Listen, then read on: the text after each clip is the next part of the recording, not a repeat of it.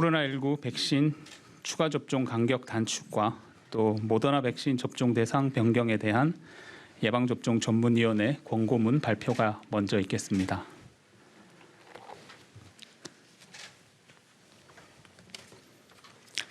예방접종 전문위원회는 11월 16일인 어제 코로나19 백신 분야 전문가의 사전 자문 내용과 국내외 자료를 검토하여 국내 코로나19 백신 추가 접종과 모더나 백신 접종 대상 변경에 대하여 심의하였습니다. 심의 결과 추가 접종 간격을 기본 접종 완료 후 6개월에서 5개월로 앞당기고 사망률이 높은 60세 이상 고위험군과 요양병원 시설 등 감염 취약시설 입원 입소 종사자 등에게는 기본 접종 완료 후 6개월부터 추가 접종하도록 권장하였으며 30세 미만 연령에게는 모더나 백신 접종을 제한하고 화이자 백신을 공고하기로 하였습니다. 예방접종 전문위원회는 지난 8월 30일에 기본 접종 완료 6개월 후 추가 접종을 시행하도록 공고한 바 있으며 9월 16일 이를 반영한 추가 접종 계획을 심의하여 10월 12일부터 고위험군 추가 접종을 시작하였고 그 대상을 단계적으로 확대하고 있습니다. 하지만 최근 델타 변이 바이러스가 확산되고 이로 인하여 요양병원, 요양시설 등 감염 취약시설에서 돌파 감염이 늘어나고 있으며 특히 고령층에서 중증 환자와 사망자의 발생이 증가하고 있습니다. 이에 10월 13일부터 요양병원, 요양시설, 의료기관 등 일부 감염 취약시설을 대상으로 추가 접종 간격을 기본 접종 완료 후 5개월로 단축하여 시행하고 있으나 최근 단계적 일상 회복에 따른 방역수칙 완화와 국민들의 이동량 증가로 코로나19 확진자 수 증가와 전파 위험이 늘어나고 있는 상황에서 고령층 등 고위험군을 중증 감염과 사망으로부터 최대한 보호하기 위해서는 추가 접종을 보다 일찍 시행해야 할 상황으로 평가하였습니다. 코로나19 백신 기본 접종 후 획득한 감염 예방 효과와 중증 및 사망에 대한 예방 효과는 시간이 경감에 따라 감소하는 것으로 알려졌습니다. 이러한 예방 접종 효과의 감소에 대한 연구에서는 화이자 백신 기본 접종 완료자는 기본 접종 완료 5개월 이후부터 확진율이 늘어나고 고령층일수록 돌파 감염이 빈번하며 감염 예방 효과가 크게 감소한다고 보고한 바 있습니다. 이에 따라 예방접종 전문위원회는 50대 및 우선 접종 직업군의 추가 접종 간격을 현행 6개월에서 5개월로 단축하고 중증 및 사망 위험이 높은 60세 이상 고령층, 요양병원 등 감염 취약시설 입원 입소자 및 기저질환자 등은 기본 접종 완료 후 4개월의 추가 접종을 시행할 것을 공고합니다. 예방접종 전문위원회는 추가 접종 간격이 단축됨에 따라 안전성 측면에 대해서 전문가 검토를 하였습니다. 기본 접종 완료 후 4주째부터 3차 접종을 시행받은 면역 저하자 등 고위험군에서의 안전성에 대한 우려가 없었다는 점을 비추어 볼 때 추가 접종 간격의 단축에 따른 안전성에 대한 우려에 비하여 추가 접종 단축을 통해 돌파 감염을 줄이는 예방 효과의 이득이 크다고 평가했습니다. 질병관리청은 추가 접종 간격이 단축됨에 따라 접종 예약 변경으로 인한 국민들의 불편함을 최소화하고 추가 접종이 신속하고도 안전하게 이루어지도록 국내 방역 상황 및 백신 수급 상황을 고려하여 최선을 다해 주시길 당부드립니다. 다음은 30세 미만 연령의 모더나 백신 접종을 제한하는 예방접종 전문위원회 공고입니다. 지난 10월 북유럽 일부 국가에서 화이자 백신보다 모더나 백신 접종 후 심근염, 심낭염 발생이 상대적으로 더 높다는 보고로 인해 일부 연령층에 대한 모더나 백신 접종을 잠정 중단한 바 있습니다. 최근 11월에는 프랑스와 독일에서 모더나 백신에 대해 30세 미만 접종 제한을 발표함에 따라 백신 분야 전문가 전문회의와 예방접종 전문위원회에서 모더나 백신의 안전성에 대해 검토를 하였습니다.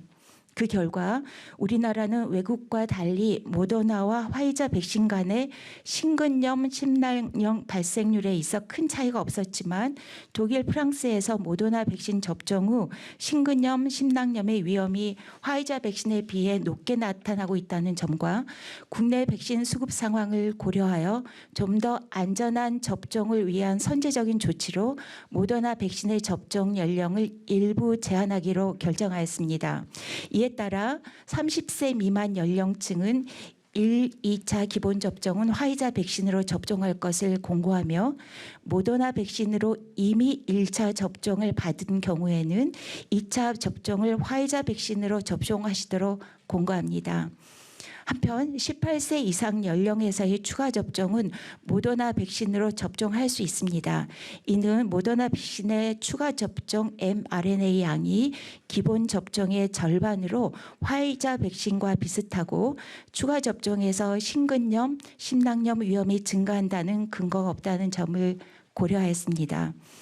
예방접종 전문위원회는 국내외 코로나19 예방접종 정보와 최신 연구자료를 신속하게 검토하여 백신의 안전성과 유효성을 평가하고 우리나라 상황에 맞는 최선의 예방접종 기준을 제시하기 위해 노력하겠습니다.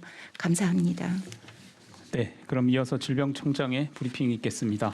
예방접종 전문위원회 권고에 따른 정부의 예방접종 실시기준 변경 내용 그리고 코로나19 위험도 평가 계획에 대한 발표가 있겠습니다.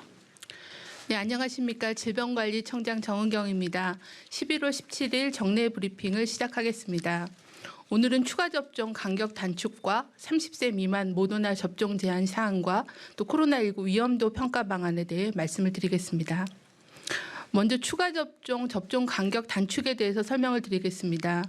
앞서 위원장께서 말씀 주신 것처럼 예방접종 전문위원회 권고에 따라 현재 기본 접종 완료 후 6개월로 되어 있는 추가 접종 간격을 60세 이상 고령층, 요양병원 등을 포함한 감염 취약시설의 대상자, 의료기관의 종사자, 그리고 기저질환자 등은 4개월로 단축하고 50대 연령층과 우선접종 직업군에 대해서는 5개월로 단축하여 시행하겠습니다. 이러한 결정은 최근의 역학 상황에 대한 분석과 또 백신별 항체가 분석 및 국외 사례 등을 근거로 전문가 자문 위원회 심의를 거쳐서 결정하였습니다. 우리나라는 예방접종이 78.4%로 높은 수준이지만 상반기에 우선 접종한 고령층의 접종 완료자를 중심으로 기본 접종 완료 4개월 이후부터 돌파 감염의 증가세가 뚜렷해지는 것을 확인하였습니다. 또한 델타 변이 바이러스에 대해 백신의 중환능이 감소하고 접종 완료 후에 시간이 경과함에 따라 항체가가 감소하여 추가 접종의 필요성이 커지고 있습니다. 특히 요양병원 등 감염 취약시설 중심으로 돌파 감염이 증가하고 있습니다. 이로 인해서 위중증 환자와 사망자가 증가하고 의료 대응 체계의 부담이 증가하고 있습니다. 또한 본격적인 겨울철이 시작되어 감염 위험이 더욱 증가하는 것에 대비하기 위해 60세 이상의 고위험군 등 추가 접종 간격을 4개월로 단축하여 12월까지 추가 접종을 완료하고자 합니다. 참고로 추가 접종을 가장 먼저 실시한 이스라엘의 실제 접종 사례 분석 결과를 보면 접종 후 12일이 경과한 추가 접종 완료자는 기본 접종만 받은 기본 접종 완료자에 비해서 확진율은 10분의 1로 그리고 중증화율은 20분의 1로 감소하는 것을 보고하였습니다. 또한 화이자 백신의 추가 접종 부작용은 기존의 2차 접종과 유사한 것으로 보고하고 있습니다. 이번 추가 접종 간격 단축을 통해서 12월까지 추가 접종 대상자의 규모가 총 1,378만 4천 명으로 확대되었으며 현행의 6개월 기준에 대비해서는 819만 명이 추가되었습니다.